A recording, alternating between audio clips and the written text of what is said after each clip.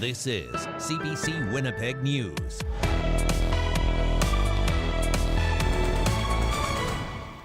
Good evening. Thank you for joining us. The recently elected NDP government ran on a pledge to reopen 3 emergency rooms that were closed and converted to urgent care centres under former Premier Brian Pallister and the PCs. But some doctors say that's a mistake. CBC's Brittany Greenslade reports. It's a healthcare system that is struggling, overwhelmed, understaffed, and grappling with patient flow problems. At the root of it, what we're really challenged with is getting people into beds in the hospital, and that hasn't improved. Dr. Sean Young says hospitals are seeing sicker patients than before, leaving many needing longer stays and more intensive resources. But the solution doesn't necessarily lie within the ER. They need beds and staff. That's in the acute care beds, it's in lesser acute beds, it's in long-term care, and it's having staff support people in their own homes and apartments with home care. The NDP have called the closure of 3 Winnipeg ERs the single biggest mistake in healthcare the former PC government made. At the time, it prompted rallies and outrage. Premier Wab Kinew has promised to undo it under his new government. The plan would start by building a new ER here at the Victoria Hospital, then reopening ERs at Seven Oaks and Concordia. But not all doctors agree with the plan, saying reopening emergency rooms is not the answer. It's important to look at the system, not impose expensive and solutions and to oversimplify complex problems. Dr. Alex Chachanoff was part of the 2016 Wait Times Task Force. He says they urged the previous government to move slowly with consolidation, as the system, as it was, couldn't handle it. But they didn't listen. Now he's offering another warning to the new government. Moving in haste the other way would be a huge mistake. And in fact, it doesn't matter the number of emergency departments you have. You could have one humongous emergency department to look after everyone if you had enough capacity and resources. It's not the number, it's how they function. Premier Wab Kinew says while they're speaking to experts, he also wants to hear from those on the front line. Having a dissenting opinion as part of the conversation makes the decision-making process stronger. And so I welcome the opportunity to engage with folks who may be good faith skeptics. He also added workers are free to speak out publicly about the needs of the system without the fear of retribution, something many have been afraid to do in the past. Brittany Greenslade, CBC News, Winnipeg. A man who lives in Winnipeg's Manwin Hotel wants it to stay open despite calls from the community for that building to be shut down. A recent inspection by the province found the owner has not complied with an order to repair the Main Street property. As CBC's Josh Crabb reports, there's concern closing the hotel would only make matters worse for those who call it home. I got stereo. I painted this all. I've had people come sign my wall. 46-year-old Ashok Salwan spent time on the streets before finding a place to live inside the Manwin Hotel.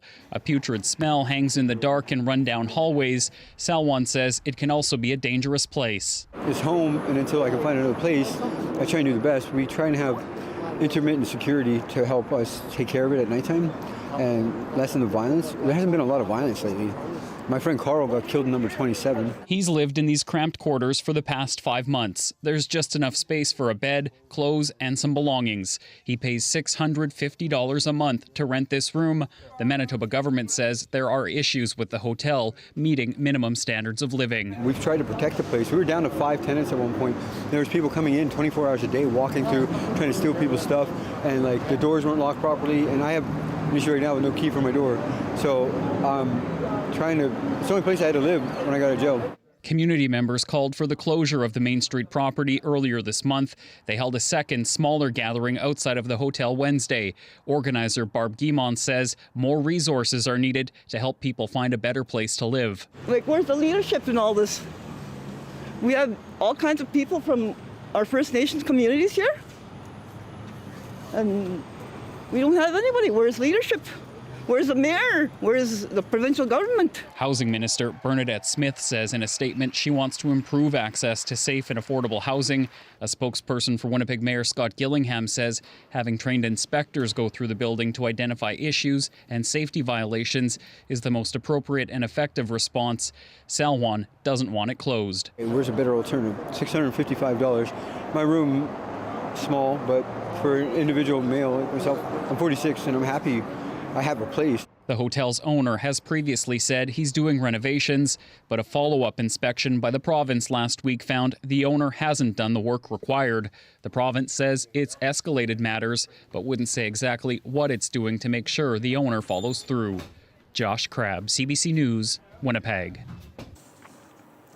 Premier Wamkanu is set to meet with the families of 2 First Nations women whose remains are believed to be in the Prairie Green landfill north of Winnipeg. Long Plain First Nation Chief Kyra Wilson tells CBC she will be attending that meeting, which is scheduled for tomorrow. Family members of Morgan Harris, Mercedes Myron, and Assembly of Manitoba Chiefs Grand Chief Kathy Merrick will also be there. It's been almost 11 months since Winnipeg police revealed they suspected the remains of Harris and Myron had been dumped at the Prairie Green landfill. The service had decided months earlier that searching for their remains was not feasible. A new report by Food Banks Canada suggests food insecurity has reached alarming levels. The organization says it's seeing the highest number of Canadians relying on food banks since it started collecting data 34 years ago. CBC's Emily Brass has more. Tammy Kutsak carefully sorts food at Harvest Manitoba, checking packages and expiration dates. She's a volunteer at the food bank, but also a client. I'm on disability and I can't afford sometimes to get food for myself. Kutsak says while grocery costs have risen, her benefits haven't kept up. Bread is through the roof. It's $4 for a loaf of bread. And there's fresh vegetables, don't even bother. She's also had to cut back on other staples like meat and eggs. She says she only has those when they're on sale or in the hampers. Before the pandemic, you could buy stuff that wasn't that expensive. Inflation. Harvest Manitoba CEO Vince Barletta says in this province, food bank use is up a whopping 150% since 2019, with 50,000 people a month using a food bank. That is like filling the Winnipeg Blue Bomber football stadium and the Canada Life arena combined. Every single month, that's how many people go to a food bank. Harvest Manitoba supplies food banks across the province and says it's never seen so many people in need. A quarter of the Manitobans asking for food have jobs. That's well above the national average of 17%. It isn't sustainable. We cannot keep going down this road, nor should we aspire to it. We should not aspire to being to the kind of community or society where people need to line up in the cold month after month at a food bank. He says raising wages would help, so would increasing payments for people on fixed incomes like Kutsak. Up our benefits. Come on. People that are on EIA barely get enough money to pay the bills. And to buy food out of that too, it's just not happening. Harvest Manitoba is calling for donations of money and food. Emily Brass, CBC News, Winnipeg. A court in Toronto has started hearing testimony from Peter Nygard. The one-time fashion company owner has been charged with 5 counts of sexual assault and 1 count of forcible confinement in Ontario. Today, Nygard's lawyer began questioning his client. Jamie Strachan has the details. Peter Nygard took to the stand in his own defense today. He spent most of his time recounting his life story, from poor immigrant to fashion mogul. The 82-year-old also told the court that in the last 4 years, his short-term memory has gotten worse and worse. I recommend not getting old. It's not a good disease, he told the court. Late in the afternoon, Nygard started to testify about his Toronto headquarters and his private bedroom where the alleged assaults took place. Criminal defense attorney George Gray has been following this case and says Nygard's choice to testify in his own defense may be beneficial. Putting myself in the shoes of the jury, I imagine that jury is very curious to know what the other side of the story is, and they might have a question about why an accused didn't testify if he or she didn't take the stand. At the same time, Gray says it could backfire. There might be aspects of that are difficult for him to explain, and he's there and he can't get away. Before Nygard took the stand, his attorney Brian Greenspan attempted to dismantle and discredit the Crown's case. He dismissed the Crown's attempt to portray Nygard as a predator, a sexual megalomaniac who lured women to his Toronto headquarters. He told the jury that his client had no recollection of ever meeting 4 of the 5 complainants in this case. It's impossible to have a recollection of events that did not occur, Greenspan told the jury, calling the testimony of the 5 women inaccurate, unreliable, and not trustworthy. Over the last 3 weeks, court has heard testimony from 5 women who have detailed sordid, disturbing allegations against Nygard. All of the women told the court similar stories of meeting Nygard by chance, being contacted months later with the promise of help breaking into the fashion industry. The women testified all of the meetings ended at Nygard's Toronto headquarters where they were allegedly raped. All of the alleged assaults took place between the late 80s and 2005. The youngest alleged victim was 16. None of the allegations have been proven, and Nygard has pleaded not guilty.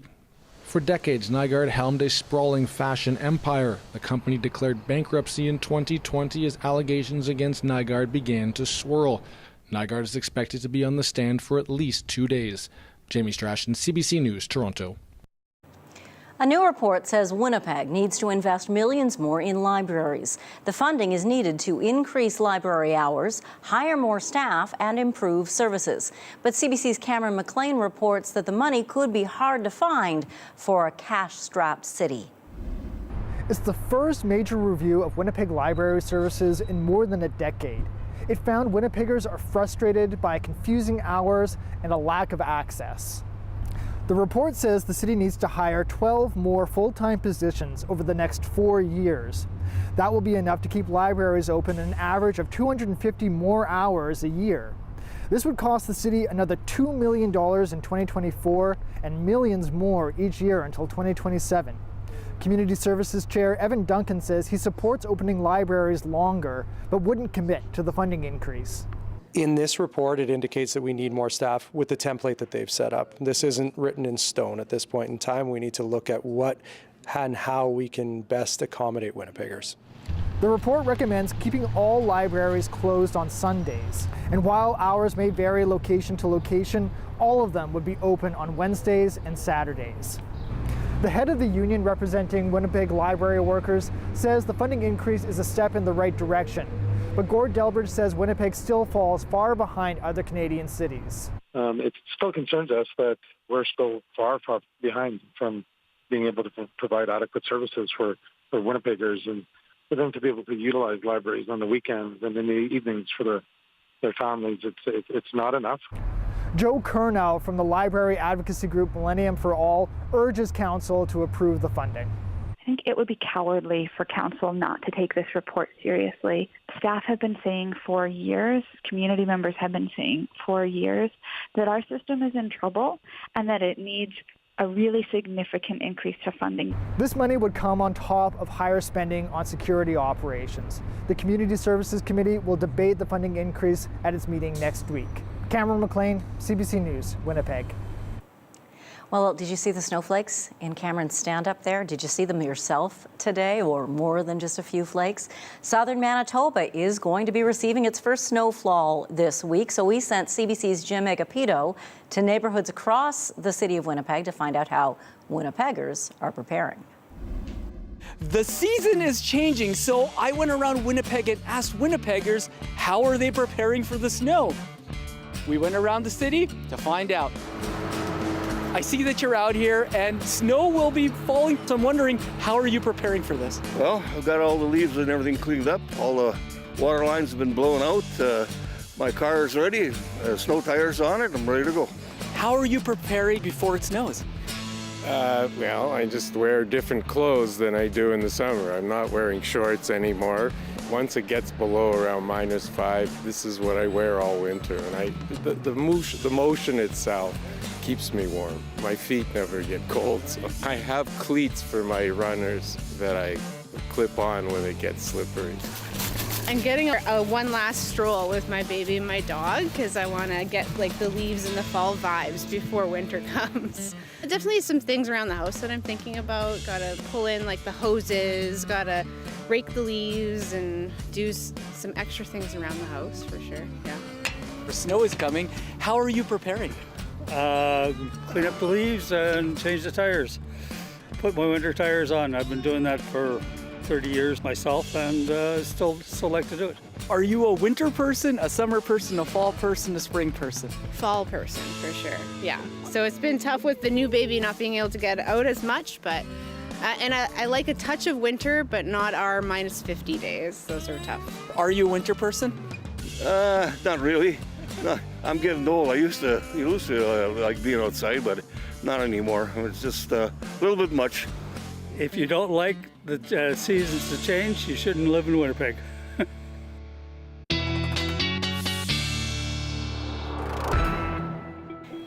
So here is the man of the hour, meteorologist John Sauter. And by the way, it's never been minus 50 in Winnipeg. I just It want never to throw has that been out there. in But true it is temperature. snowing. But it is snowing. It seems to be melting on contact here in Winnipeg so far. You know, when I was talking about that yesterday, amounts really tough to tell because we still have some heat in the ground. So in some cases southwest of the city, we're seeing that snow accumulating in grassy areas. Right now, it's mostly just wet on streets.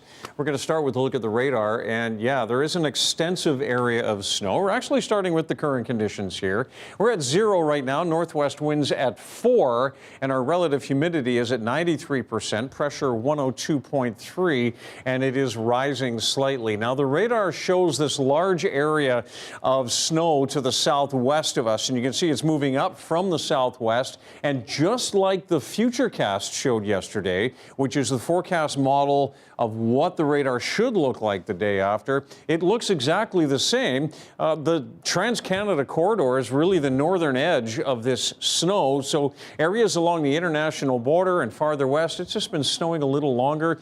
Temperatures are a little cooler, and we'll see these temperatures cooling off tonight, so that means we may see a little bit of an intensification. So now I've taken the cloud out, and you're just looking at radar, and it looks pretty intense, but around Winnipeg, well, we're just on the northern edge of this, so it's very light snow here, a little heavier down to the south, and yeah, we'll just see the bands of snow moving through in the evening and overnight. So by late Wednesday night, this is what the snowfall warning says, 10 to 15 centimeters. I think it'll be somewhat less than that, closer to 20 centimeters along the international border. That would be by late tonight. We're nowhere near that amount at this point. There's the temperature once again. The update has the wind now at north at 9 kilometers per hour. So not very strong as far as winds are concerned as we go into the overnight.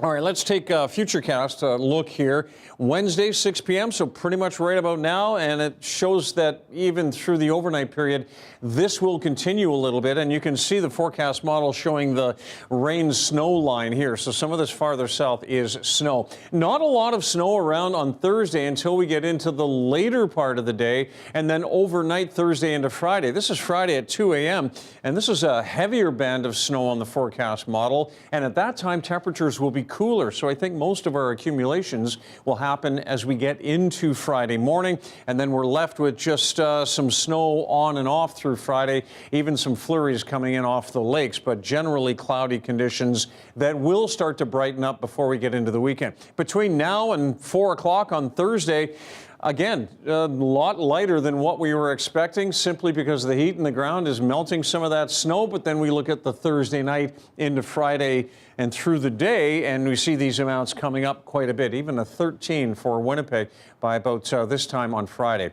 So -2 tonight, wet snow tapers to flurries overnight. Just a cloudy day on the way on Thursday, but it will get breezy north around 25 to 40, high of 2 degrees. Late in the day, you'll see the clouds kind of darkening up a little bit as that next system rolls our way. Friday, occasional flurries, breezy and 0.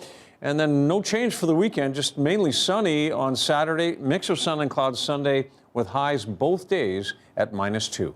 Thanks very much, John. You bet.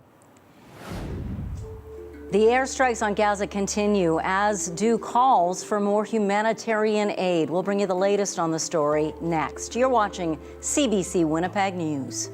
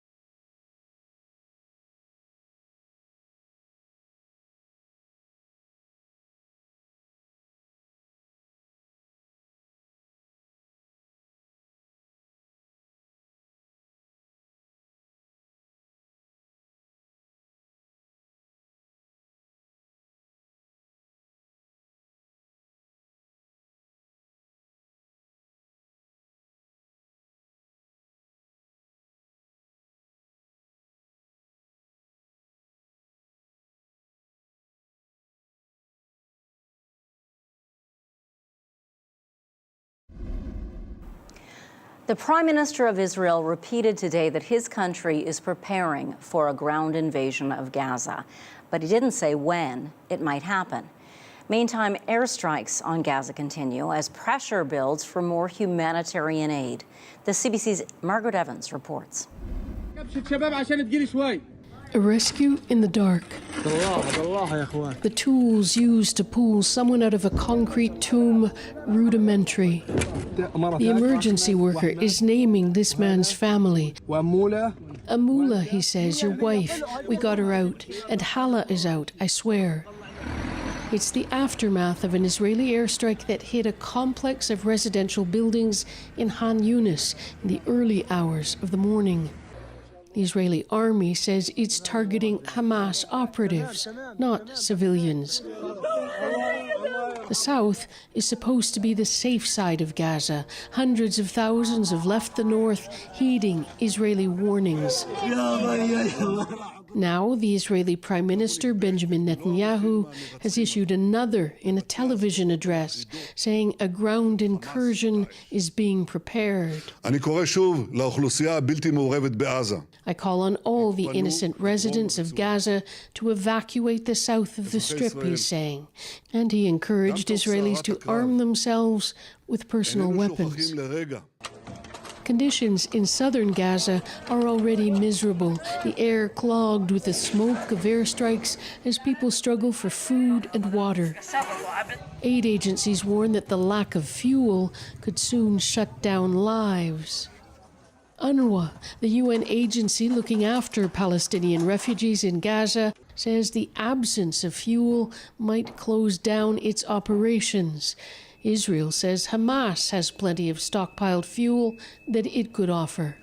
And Israeli officials are in no mood to do the UN any favors in the wake of what they say are unacceptable comments by the UN Secretary General Antonio Guterres, who told the UN Security Council the Hamas attacks didn't happen in a vacuum, leading to Israeli calls for his resignation.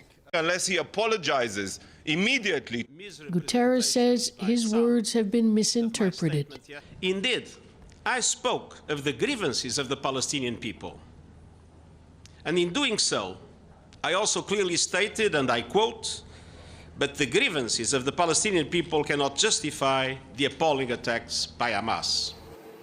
Relations between Israel and the UN have never been the easiest, but this very public falling out could have serious implications for the current crisis, Israel threatening to refuse UN officials visas.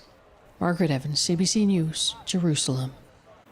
Now, Margaret has just touched on it. Our CBC's Chris Reyes has more on that diplomatic dispute between Israel and the United Nations. First, a quick summary of how this all started with this speech from the Secretary General delivered at yesterday's Security Council with the Israeli Foreign Minister and UN Ambassador present. They took issue particularly with this remark. It is important to also recognize the attacks by Hamas did not happen in a vacuum. The Palestinian people have been subjected to 56 years of suffocating occupation. In the speech, the Secretary General also condemned Hamas, called the attacks on Israel unprecedented, and that there was no justifying those killings. But Israel's UN ambassador, Gilad Erdan, said that the Secretary General was victim blaming and called for his resignation. On that, the Secretary General had this to say.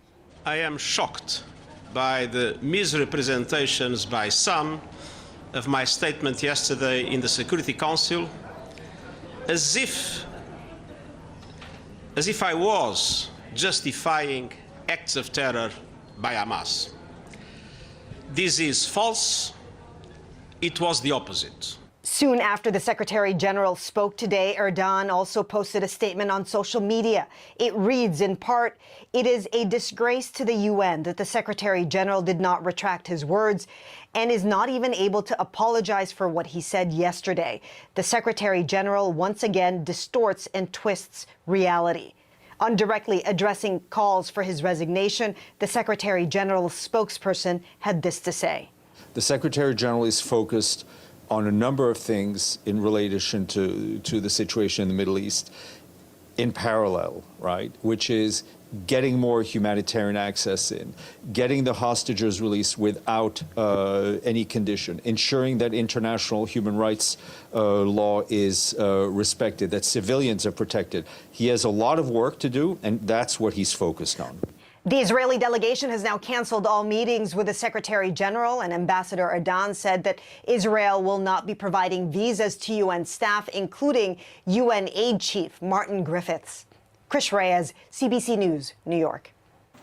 There's a big development that happened today which could suggest a slight easing of tensions between Canada and India and be great news for local families. India's High Commission here has announced its visa processing center will resume processing some types of visas in Ottawa at the High Commission and also at consulates in Toronto and Vancouver. Officials will resume services for business, medical, and conference visas, as well as for entry visas for people with family ties in India. It all resumes tomorrow.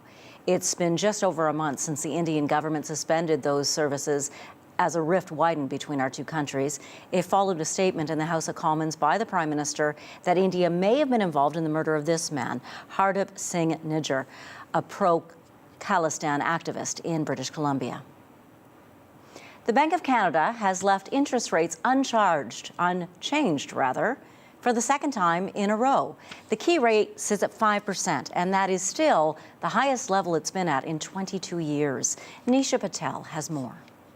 High interest rates are leaving a bad taste at this bakery. We were supposed to open a few shops next year, and we have to reconsider everything. They're pausing expansion because bank loans are too costly. And you'll be there till 7. Many Canadian homeowners are also on edge. I kept seeing it thinking, no, the rates are going to come down. The rates are going to come down. But when it came time for this family to renew their mortgage, their monthly bill had ballooned. It was ultimately a shock to kind of go through and say, okay, our payments are going to be changing by $1,200. What type of things we're going to have to give up. Thank you and good morning. The Bank of Canada has raised interest rates 10 times over the past year and a half as it tries to rein in rampant inflation and slow the economy. People are booking fewer trips. We're also seeing people dining out at restaurants less often and less frequently, and that's just a sign that these higher interest rates are starting to eat up household purchasing power. Still, the central bank predicts it will take another 2 years for inflation to come back to the 2% target. So it's not. But it says its higher interest rates are working, so it opted to pause while leaving the door open for future hikes. If we see inflationary pressures persist, we are prepared to raise our interest rate further. The central bank also said higher oil prices and global conflict added uncertainty to its outlook and predicted Canada's economy will grow more slowly than expected next year. Nisha Patel, CBC News, Toronto. Leaving a gang is never easy, but it is possible. Sometimes, though, there are physical reminders of that past in the form of tattoos. An organization in Saskatoon is helping erase them. Laura Shapulli has the story.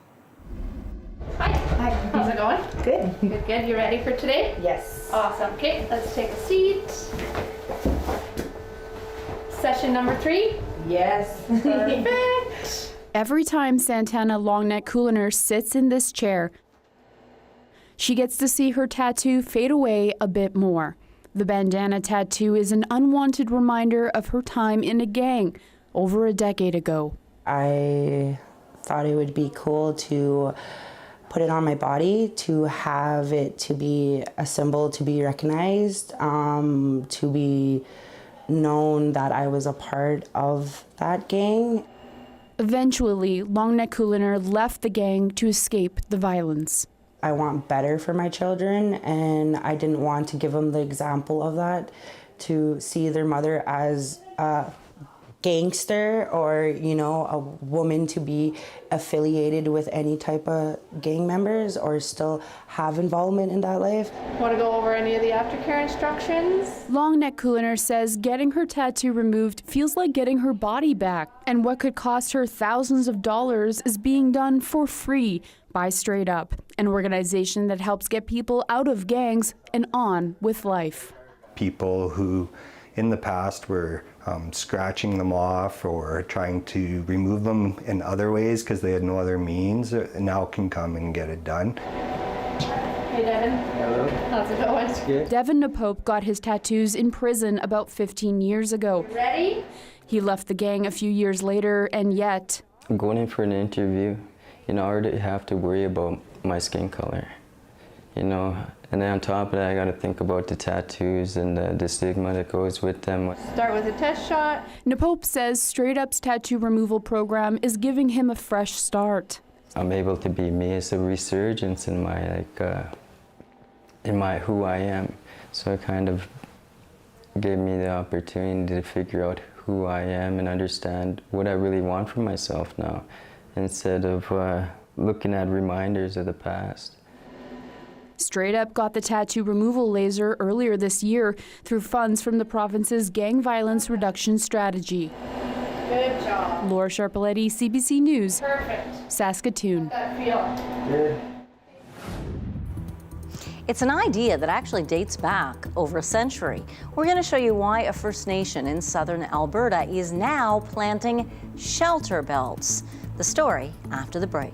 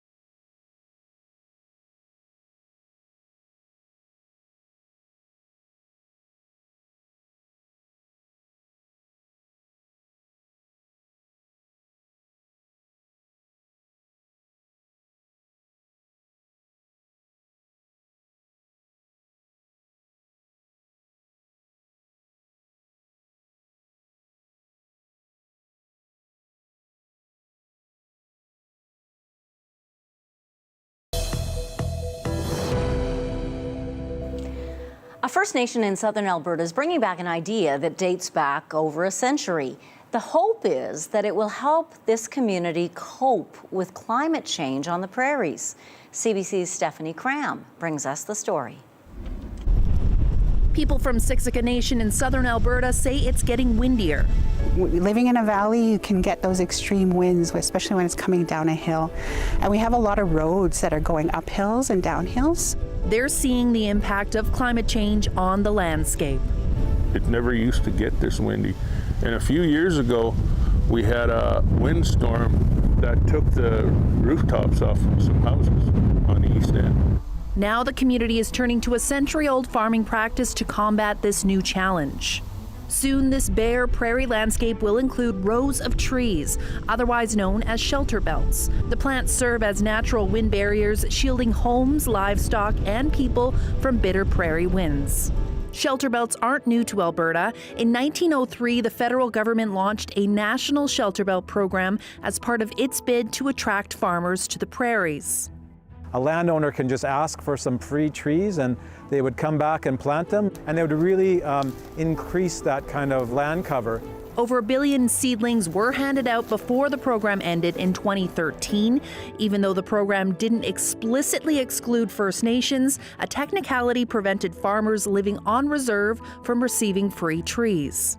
Because they didn't own it the same way, you couldn't say, this is my township and range and my address, please send the trees to this area, and then you'd go to town and pick them up and plant them on your land. Now, more than 100 years after the program started, that's something that Siksika is changing. The First Nation is planting rows and rows of trees with the help of Edmonton-based nonprofit Project Forest. Together, they decided on 14 species of trees that will survive the area's conditions. We picked to plant hundreds of thousands of Okanese poplar at our Siksika Nation Community Shelter Belt project because of all the poplars out there, this performs the best in full sunlight, lots of heat, and limited amounts of moisture. But the reality is, not all the trees planted will take root. Siksika has tried to grow trees before, and sometimes not super successfully because it's a very challenging climate. Next year, these seedlings will be planted in Siksika Nation. Right now, they're small, but in about 10 years, they could look as big as the shelter belts at the University of Saskatchewan School of Agriculture. This is a nice long shelter belt, double rows of Siberian elm, a tree species that they brought from Europe that came over and fit well into this prairie climate. And match the increasingly hot and dry conditions climate change is bringing to the prairies. In addition to blocking wind, they trap snowdrift, hydrating soil during the spring melt when crops are beginning to sprout. It's the drier weather that we're seeing too in the summer and the spring, you know, the early melt off, the less rain, it's impacting our grounds. Once the trees are planted, Siksika plans to incorporate edible plants like Saskatoon berries, raspberries, and medicinal plants that have disappeared from the area. Our relationship with all living beings is as equals. So to see them coming back, it's like they're coming back home, is what one elder said. He said in Blackfoot, they're coming back home. Stephanie Cram, CBC News, Siksika Nation. Widespread power outages and blocked roads mean we don't yet have a clear picture of just how much damage was done in Acapulco, Mexico overnight when Hurricane Otis slammed into the area.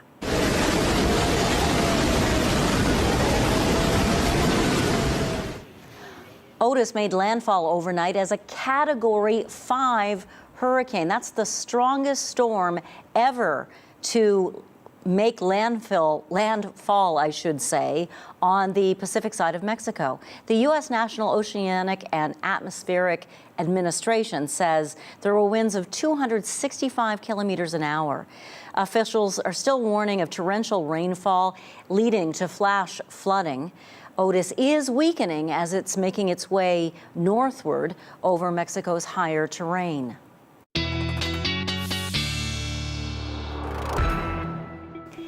Meteorologist John Sauter joins us now. We're used to getting such fantastic forecasting of hurricanes when they're growing, and we watch them coming, and this one didn't seem to have much of a warning. No, this one caught everyone by surprise, even the meteorological community that tracks hurricanes in that part of the world. And it intensified from just a low pressure system to a Category 5 storm in just 24 hours. Part of the reason is it tapped into some very warm water just offshore on Acapulco. 88 Fahrenheit, that's 31 Celsius. It's like a bathtub, and it's like fuel that just fueled this thing. So yeah, it intensified very quickly.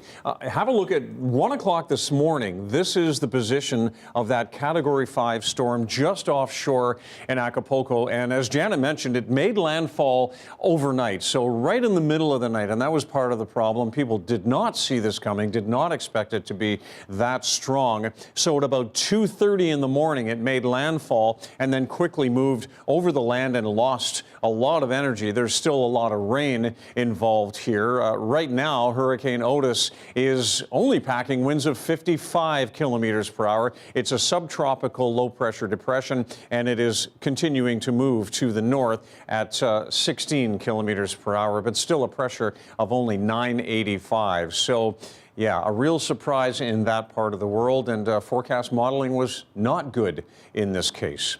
Zero right now in Winnipeg. Downtown, we're still at +1, so as temperatures cool through the evening, we'll start to see some of that snow showing up in the grassy areas. That's been happening back to the west where temperatures are cooler. Still 0 on the Ontario side of the border in Kenora, a -2 to -5 right now from the Paw up into Lynn Lake, and -2 right now in Thompson. Your forecast conditions look like this. And you can see here, before we zoom in and take you under the cloud, that the cloud is quite thick, and that is the cloud that is spilling out all of the precipitation tonight. Could see 4 centimeters of snow tonight in Kenora. It would be wet snow, but it's more of a rain event overnight in Fort Frances, and will be again tomorrow. That's where the rain-snow line is to our south.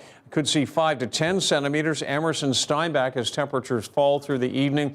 But again, I think a lot of this is melting on contact, so don't be surprised if these amounts aren't quite reached as we head into tomorrow morning. Temperatures out west, -6 to -9. Snow continuing for Brandon overnight. Not so much in Dauphin and Swan River. And across the north, it's just a chance of an evening flurry around Thompson and Churchill and Gillam. Otherwise, clouds will start to break up after midnight. Tomorrow, pretty bright across the north. Temperatures pretty close to seasonal, anywhere from 2 in Island Lake to a -1 in Flin Flon. We'll even see some sunshine. Dauphin, Swan River, clouds though, +1 in Brandon. The rest of us see the next system moving through, and the closer you are to the international border, the earlier that will be. More of a late evening snow for Winnipeg and Pinawa, but afternoon snow farther to the south and east, and it'll be showers mixed with flurries in northwestern Ontario, but more rain for Fort Frances. Thank you, John. You're welcome. It can be very difficult caring for someone who lives with dementia. The Alzheimer's Society of Manitoba is holding a series of information sessions this Saturday designed to help caregivers. We'll tell you more about it after the break.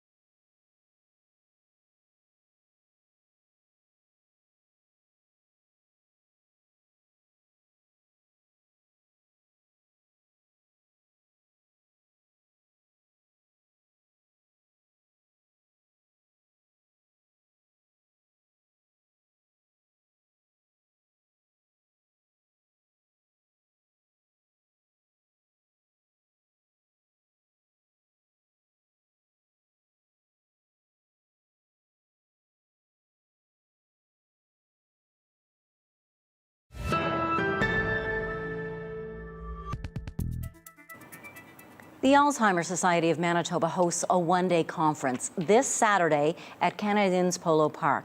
It's called Care for You, and it's meant as a day of support and education for people who care for someone living with dementia. Earlier, I spoke with the Society's executive director. Erin Crawford, thank you for joining us. Thank you so much for having me. I have to think that dementia is one of the scariest diagnoses you could ever receive. It's right up there with cancer, except with cancer we know that depending on the type it is, there's been research and discoveries and there are treatments that can help. So we know there can be hope. Where's the hope in dementia?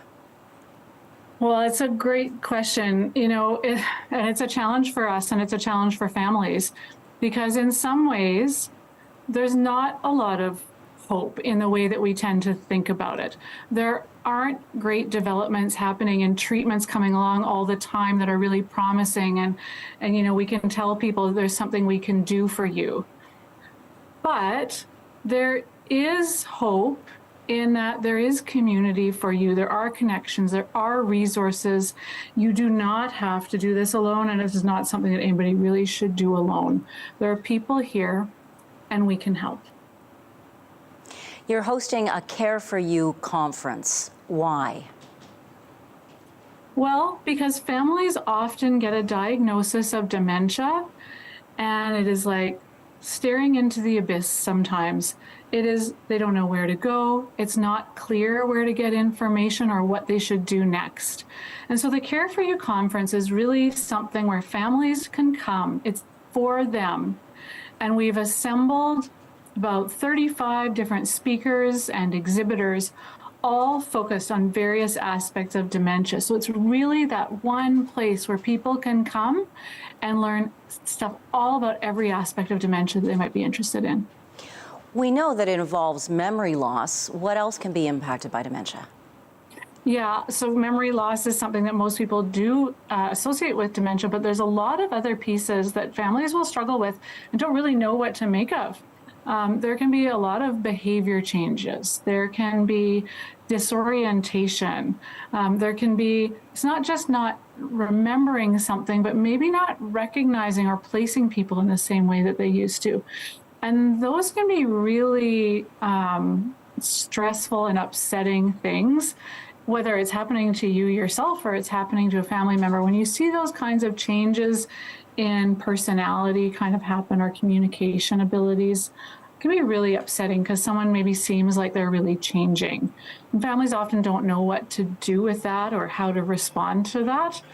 And so, the Alzheimer's study really is here to help you understand what's happening, what's coming, what do you do about it, how do you be prepared, and how do you be supportive? I have to think there's some grief with that too. Your loved one's right in front of you. They look the same, but they're gone. Yeah. And we hear that from families a lot. There's guilt and there's grief, and they have to make decisions that they never wanted to have to make for somebody. And the person is there and they're not. And in fact, we have specific support groups specifically for exactly that phenomenon, what we call ambiguous loss. Are they here? Are they not here? And then sometimes that even changes day to day or moment to moment. And it leaves families often just really not able to get their footing. And it's really disorienting for everybody involved and really hard. So we've only got a few seconds left. What would your message be for anyone who's experiencing this in their life? I would say call the Alzheimer's Society. I would say come to the Care for You conference because you'll find your people there. And we're here to help, and you'll connect with all kinds of people who really get it and know what you're experiencing. Erin Crawford, Executive Director of the Alzheimer's Society of Manitoba, thank you so much for joining us. Thank you. John Sauter's back with your 7-day forecast. Find out when this snow might actually start showing up as, white stuff on the lawn. You're watching CBC.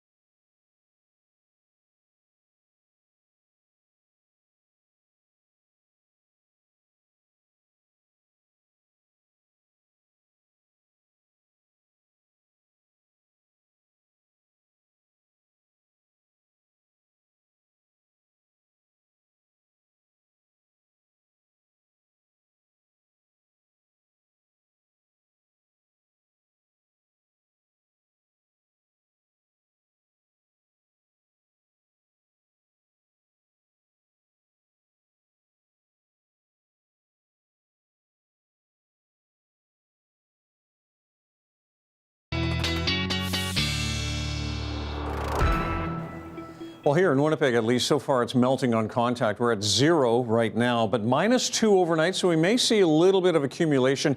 Again on Thursday night into Friday and through the day Friday, more snow, tapering to flurries, and then on the weekend, things really cool off. Look at the morning temperatures, -7 and -8. Afternoon temperatures, -2, and possibly a few more flurries just in time for Halloween. Yeah, kids will be going out for Halloween, and these kindergarten kids at St. Teresa Point First Nation Early School took a field trip recently. Yes, they did, and not just any field trip. Teacher Zacharias Woods and language and culture advocate Chris J. Harper took them on the cutest moose hunt ever. Here's your daily lift.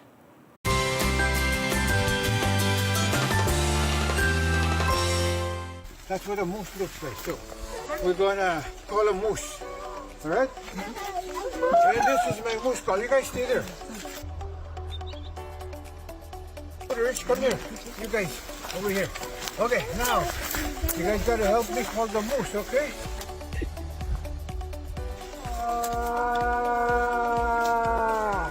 Loud, really loud.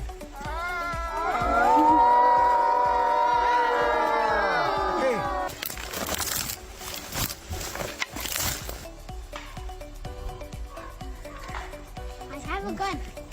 It's a moose. Rattling his antlers. Again.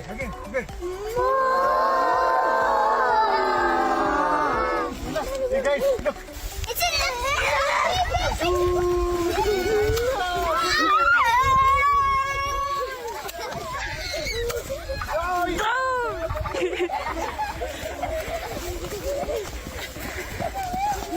All right, go stand behind him.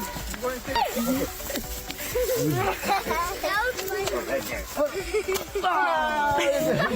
Okay, right here. Stand over here behind him.